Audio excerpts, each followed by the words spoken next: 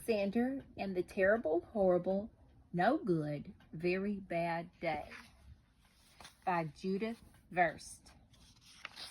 Or yours, however you say. I went to sleep with gum in my mouth, and now there's gum in my hair. And when I got out of bed this morning, I tripped on the skateboard, and by mistake, I dropped my sweater in the sink while the water was running, and I could tell it was going to be a terrible, horrible, no good, very bad day.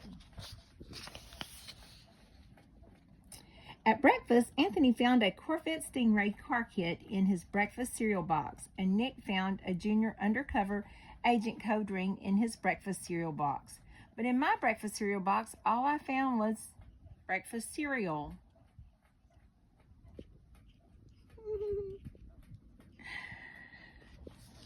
I think I'll move to Australia. That would make things better, don't you think? In the carpool, Miss Gibson let Becky have a seat by the window. Andrew and Elliot got seats by the window too.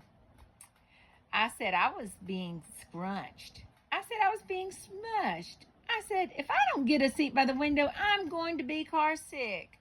No one even answered.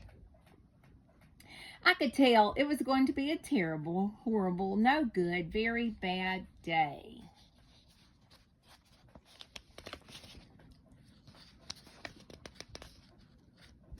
Ever have one of those days? Starts out like everything. At school, Mrs. Dickens liked Paul's picture of the sailboat better than my picture of the invisible castle. At singing time, she said I sang too loud. At counting time, she said I left out 16. Who needs 16? I could tell it was going to be a terrible, horrible, no good, very bad day.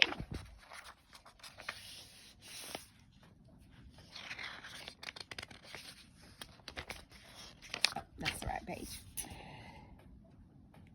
There were 2 cupcakes in Philip Parker's lunch bag, and Albert got a Hershey bar with almonds, and Paul's mother gave him a piece of jelly roll that had little coconut sprinkles on top. Guess whose mother forgot to put in dessert? It was a terrible, horrible, no good, very bad day.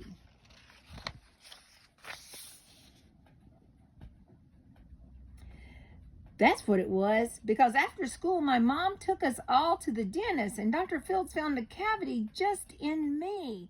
Come back next week and I'll fix it, said Dr. Fields. Next week, I said. I'm going to Australia.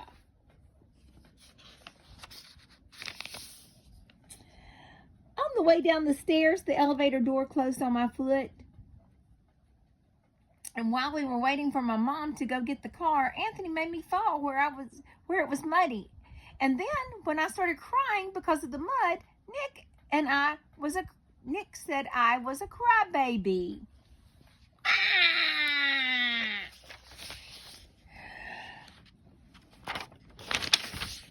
While I was punching Nick for saying crybaby, my mom came back with the car and scolded me for being muddy and fighting.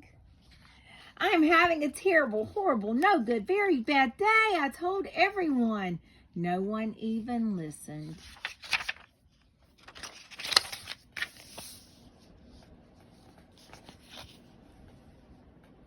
So then we went to the shoe store to buy some sneakers. Anthony chose white ones with blue stripes. Nick chose red ones with white stripes. I chose blue ones with red stripes. But then the shoe man said, we're all sold out. They made me buy plain old white ones, but they can't make me wear them.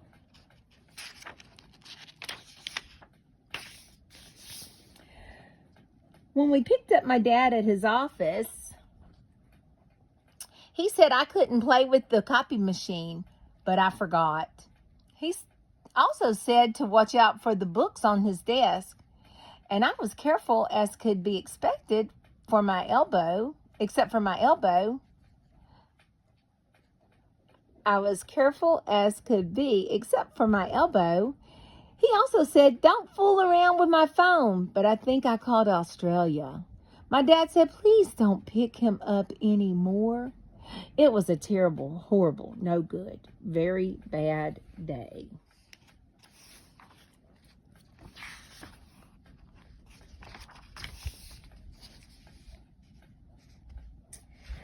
There was lima beans for dinner, and I hate lima beans.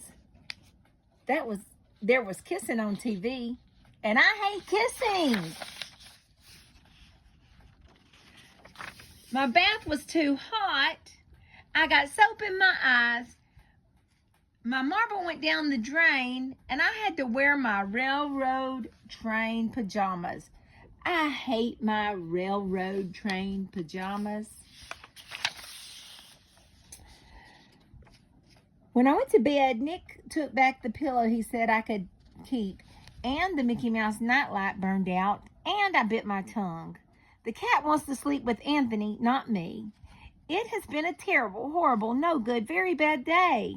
My mom said some days are like that.